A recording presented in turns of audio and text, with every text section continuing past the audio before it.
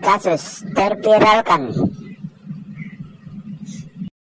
Para tetangga, Ondong tidak segan untuk menyapa mereka terlebih dahulu, sehingga banyak warga yang menyukai kepribadian dari Nenek Ondong.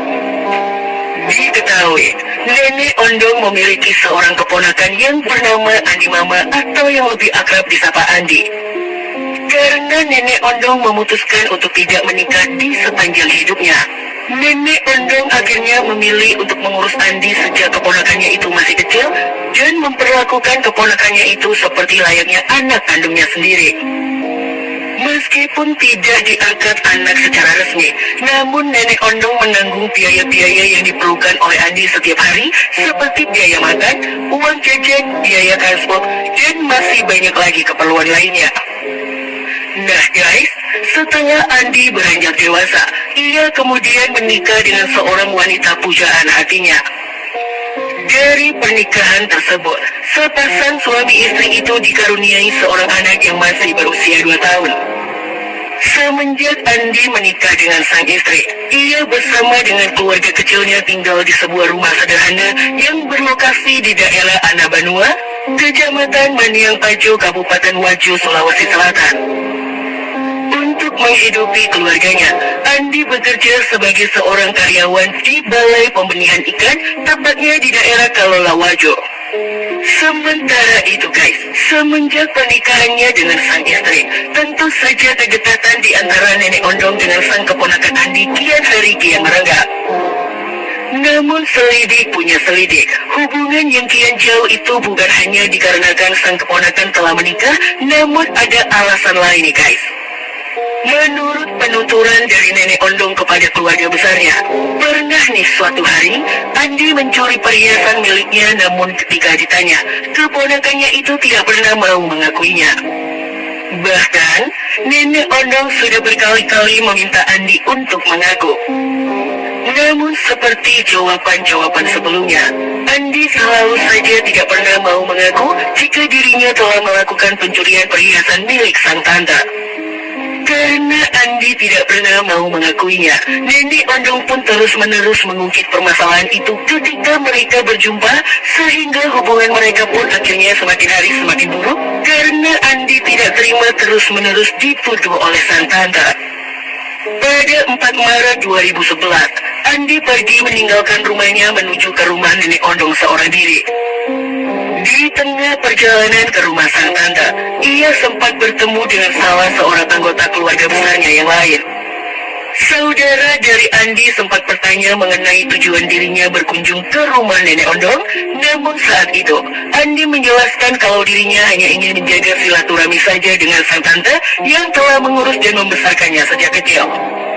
Selain itu guys, Andi juga menuturkan kalau dirinya ingin meminta maaf kepada Nenek Ondong perihal masalah emas yang ujung-ujungnya membuat hubungan mereka jadi kurang baik. Setelah obrolan tersebut, Andi berpamitan kepada saudaranya untuk melanjutkan perjalanan dan segera mendatangi rumah Nenek Ondong. Setibanya di sana, bukannya meminta maaf kepada sang tante, Andi malah langsung menusuk bagian perut, ulu hati dan bagian dada Nenek Ondong sebanyak 5 kali. Mendapatkan serangan secara tiba-tiba, Nenek Ondong masih sempat berteriak kencang sembari berkata kasar kepada sang keponakan. Suara Nenek Ondong yang kencang itu sebenarnya terdengar sampai ke telinga para tetangga.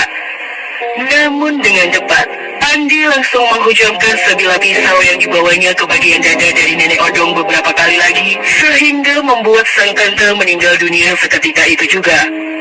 Setelah Nenek Ondong meninggal dunia, Andi langsung menyeret tubuh tidak bernyawa itu ke dalam kamar mandi. Di sana, ia langsung memotong-motong tubuh Nenek Ondong. Rencananya nih guys, kedua plastik besar itu akan dia buang ke 2 tempat yang berbeda. Setelah menyelesaikan urusan potong-memotong, Andi sempat membersihkan dirinya dari noda darah. Ia lalu bergegas meninggalkan rumah sang tante menuju ke rumah salah satu saudaranya untuk meminjam sepeda motor Yamaha Vega R.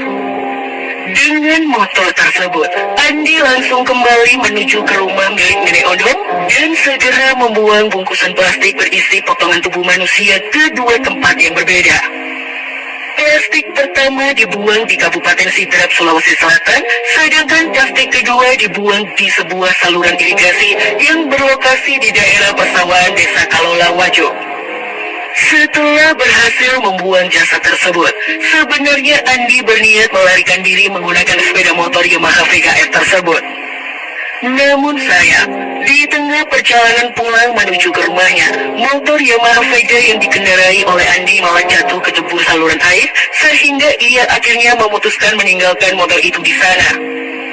Pada 5 Maret 2011, pihak keluarga dari Nenek Ondong yang mendatangi rumah miliknya merasa aneh karena saat pintu rumah diketuk berkali-kali, ternyata tidak ada jawaban apapun dari dalam, sehingga salah satu dari mereka berinisiatif masuk ke rumah itu melalui jendela.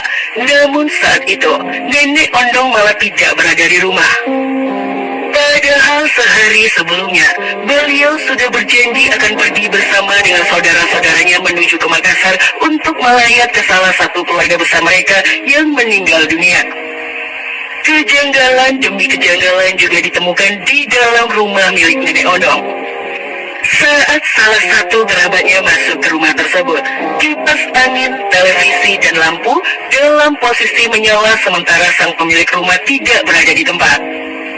Selain itu guys, pihak keluarga juga menemukan bercak darah yang berceceran di lantai ruang tamu, pintu lantai bawah, dan anak tangga dekat kamar mandi lantai 1 serta di bagian belakang rumah. Dengan kejanggalan-kejanggalan tersebut, pihak keluarga akhirnya memutuskan untuk melaporkan hilangnya Nenek Ondong kepada aparat kepolisian setempat. Sementara itu guys, masih di hari yang sama tepatnya pada 5 Maret 2011, seorang petani sekaligus kepala desa yang hendak pulang ke rumahnya tiba-tiba saja melihat bungkusan plastik besar. Karena penasaran, kepala desa itu pun langsung menghampirinya. Setelah membuka bungkusan plastik itu, ia dikejutkan dengan isi dari plastik tersebut yakni potongan tusuk manusia.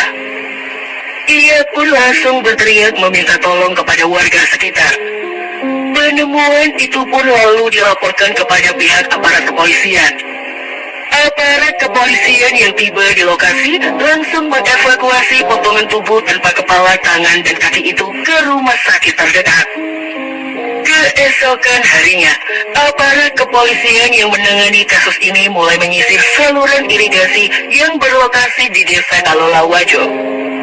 Dalam penyisiran tersebut, aparat kepolisian menemukan potongan tubuh berupa bagian pinggang hingga lutut.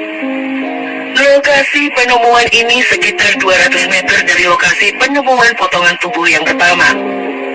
Potongan-potongan itu ditemukan tanpa terbungkus apapun, sehingga diperkirakan potongan itu terseret arus air. Nah guys, kabar penemuan potongan tubuh itu pun dengan cepat menyebar dari warga ke warga. Masih di hari yang sama, 3 orang anggota keluarga dari keluarga besar Nenek Ondong mendatangi kantor polisi Polsek Maniang Pajo untuk melihat langsung potongan tubuh tersebut.